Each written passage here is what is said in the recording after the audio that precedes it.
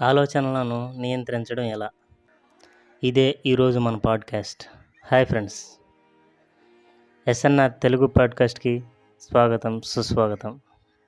ఈ రోజుల్లో ఎక్కువ శాతం చాలామంది పనికొచ్చే ఆలోచనలు మానేసి పనికి మాలిన ఆలోచనల్లోనే మునిగిపోతుంటాం.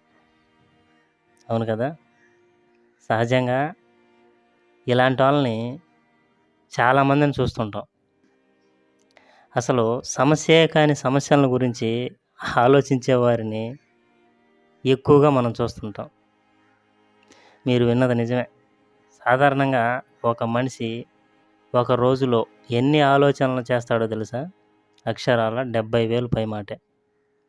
అందులో 80% పనికి మాలిన ఆలోచనలే ఉంటాయి.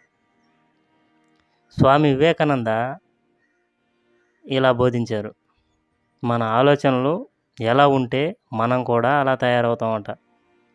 కాబట్టి మీరు దేని గురించి ఆలోచిస్తున్నారు అనేది ఇక్కడ ముఖ్యం. ఆలోచనలను నియంత్రించడాన్ని గురించి బుద్ధ భగవానుడు కూడా ఈ విధంగా చెప్పాడు.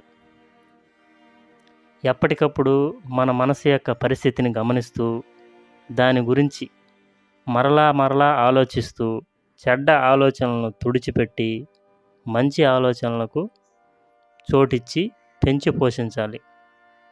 అంటే పాజిటివ్ యాటిట్యూడ్ని అలవాటు చేసుకోవాలి. అంతేకాదు, మంచి ఆహారం కూడా దీనికి ఎంతో సహాయపడుతుంది. అలా మనం పాజిటివ్గా ఆలోచించడం వల్ల ముందు మనలో ఉన్న ఆ భయం అనేది పోతుంది. ఆ తర్వాత మనసు రిలాక్స్ అవుతుంది. మనసు ఎప్పుడైతే ప్రశాంతంగా ఉంటుందో ఆరోగ్యం కూడా మెరుగుపడుతుంది. ఫర్ ఎగ్జాంపుల్, స్కూల్ నుంచి పిల్లలు లేట్ అయ్యారే అనుకోండి, మనం ఏమో ఆలోచిస్తాం, ఓని గాబరా పడిపోతున్నాం, అమ్మ పిల్లల్ని ఎవరన్నా కిడ్నాప్ చేశారేమో అని. ఈ రోజుల్లో ఇలాంటివి ఎక్కువ కదా, అందుకని అంటున్నానండి, తప్పుగా అనుకోవద్దు అని గాబరా పడిపోతుంటాం.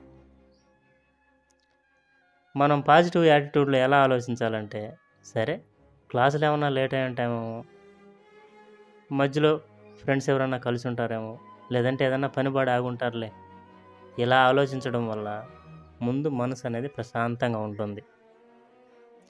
మనసు అనేది ఎప్పుడు ప్రశాంతంగా ఉంటుందో మన మైండ్ రిలాక్స్ అవుతుంది. మీకు తెలుసా, 80% మనం ఆలోచించే నెగిటివ్ థాట్స్ వల్లే మనం అనారోగ్యం బారిన పడతాం. ఓకే అండి, హ్యాపీగా మంచిగా ఆలోచించండి, పాజిటివ్ యాటిట్యూడ్ని అలవర్చుకోండి, హ్యాపీగా మంచి ఆరోగ్యంతో వర్ధిల్లాలని కోరుకుంటున్నాను. ఇంతటితో ఈ వీడియోని ముగిస్తున్నాను.